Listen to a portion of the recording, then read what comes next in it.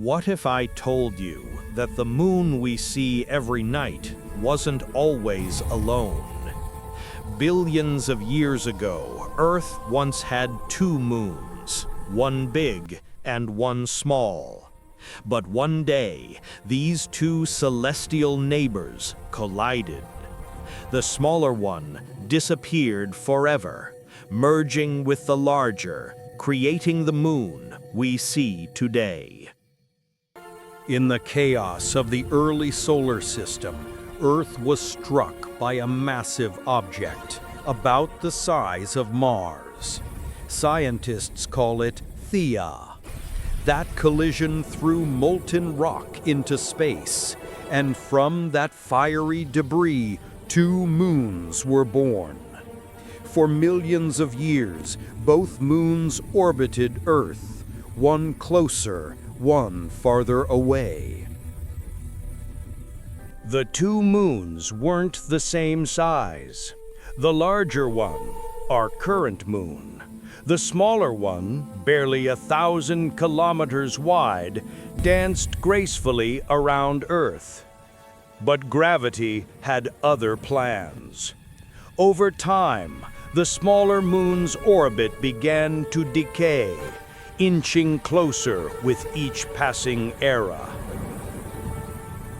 Then, around 4 billion years ago, it happened. The smaller moon slammed into the larger one, not fast, but slow and crushing. Instead of destroying both, the smaller merged into the bigger. Scientists believe this explains why the far side of the moon looks so different. Thicker crust, rougher terrain.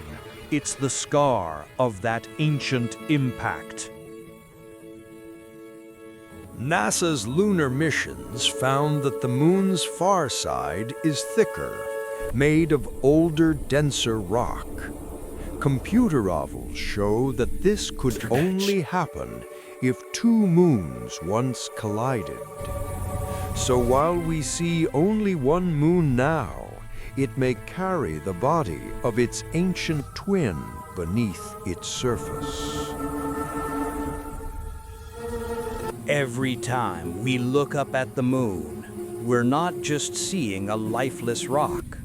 We're looking at the result of one of the most ancient cosmic mergers, a silent memory of when Earth had two moons, and one became the other.